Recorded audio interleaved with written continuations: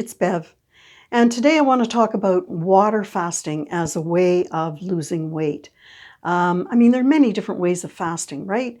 There's intermediate fasting, alternate day fasting, weekly fasting, 2-day-a-week fasting, what else? Meal skipping, and then there's this water fasting. And presumably you want to lose weight, right? And most people, I'm not talking about religious fasting, but most people who go on fasts, they just want a quick way to lose weight or maybe to lose fat. Kind of the magic pill approach. But for me, I didn't build these muscles. I didn't get to look like this at my age, 72, by fasting all the time. I lifted weights. I worked strenuously in the gym. I ate well. I don't eat under 1,600 calories a day, and I'm not fat. But, I'm on this Quora and I've had 240,000 content views, and I keep getting asked about this water fasting.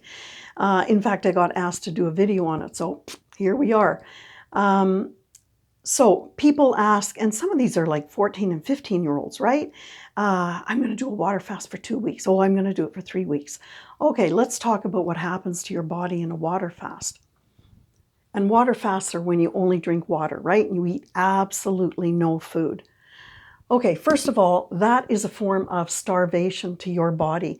Anytime you eat under 800 calories a day, your body is starving, okay? So, a form of starvation. So, are you going to lose muscle mass? Oh yeah, you're going to lose muscle mass. And don't forget your brain needs fuel too. And that's got to be from more than just water. But you're not getting any macronutrients. You're not getting any carbohydrates, any protein, and no fats, right? So your body has to start using what we call its structural proteins. And those are the building blocks of your muscles. And so, yeah, you're going to lose muscle mass. But the interesting thing is you're going to lose water too. Now, when you first start on a water fast, the first day you're going to lose quite a bit of grams in these structural proteins. But as time goes on, you're going to actually, even after 3 weeks, you'll be using a lot less of those structural proteins. So you might think, oh, well, then that's good, right? I'm retaining them. And over time, the loss of water actually increases the more you starve yourself. Okay, so I just did a couple of little simple graphs here to show you what's happening. So over time, you'll lose less structural protein, and over time, you're going to lose more water from your body. So you might wonder why this happens. And that's because, and you've heard this in my other videos, your body is your savior, and it's really good at it. So it's your savior. It has to adapt. You're doing this crazy stuff over here. You're not giving it any nutrients. It has to adapt. It wants to survive, and it doesn't want to lose any vital body mass. And I'm not just talking about this muscle mass business. It's critical to your body, your vital mass. Okay, so let's see what happens when the final weight that you've lost. Yes, you are going to lose body fat mass.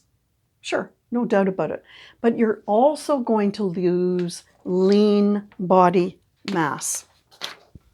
Okay? And that's going to be a combination of sodium, glycogen, and water. Now, you've heard me mention glycogen in other videos, right? Glycogen is a form of stored carbohydrate in your muscles. It has oxygen. You need oxygen for energy, blah, blah. That's in another video. So you're going to lose this, but you're also going to lose vital body mass. And that is, yes, muscle mass, but it's vital organ tissue. So what do you think is going to happen to your heart?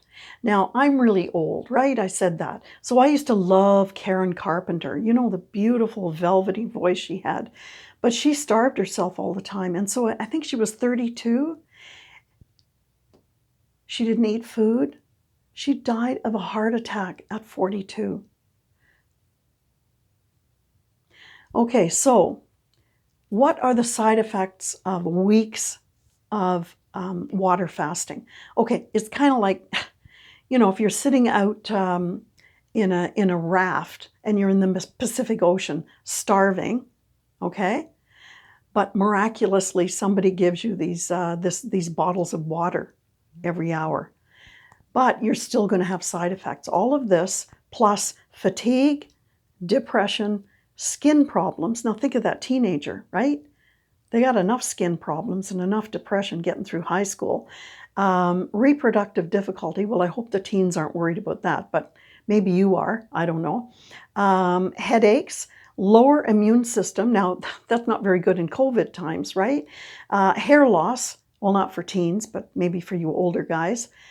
Constipation, who wants that? And how about for teens, impaired growth? I mean, it's horrific. You know, I get a question from a 12-year-old. I want to do a 3-week water fast. What do you think of that? Oh my God, is all I can think about that. You know, somebody wants to look like some skinny model in a magazine. This is ridiculous. Okay, so what I want you to do is to pick, you know, if you have to pick a restrictive approach of some sort, then I want you to pick one that protects your vital organs. So, and I've done this one myself. I would never suggest anything I hadn't tried, and that is intermittent fasting and use the 8 to 16. So that means you eat within an 8-hour window and you never eat in the 16-hour window. So in the 16-hour window, well, you're sleeping, right? You're giving your liver a rest, your digestive system a rest. You know, your body needs that. I mean, some people eat from the moment they get up until the moment they get up, go to bed, and then they get up in the middle of the night and eat. Your digestive system is working all the time. This is not good. Okay, during the 8 hours of that 8-16, that's when you eat. And you eat all of your macronutrients in the right proportions, depending on your goals. And you eat good, nutritious food. I'm not saying you go out and you eat a bunch of bagels and ice cream and crap, right? I'm saying eat good food in that 8-hour period. Don't eat in the other 16 hours, and you will lose weight by losing fat, and you will be able to work out like crazy and gain muscle. And muscle is calorie-burning tissue. It needs calories to exist, right? So now a lot of you who, you know, some of you weightlifters may go on fasts because you want to build human growth hormone, which can be done on a fast.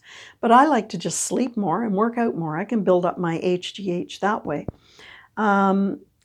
So I just want everybody to kind of think about what they're doing with their body. It's a biochemical unit. It is going to react to whatever you do. And as I said in my first video, if you look at my very first video on Instagram or on YouTube, you'll see my rationale behind this book. And that is that if you control your diet, if you control your exercise, if you control your sleep, and if you control your reaction to stress, you can look lean and you can be healthy. Okay, see you in the next video, and have a great day. It's pretty hot here in Toronto, but we're coping. Okay, bye-bye.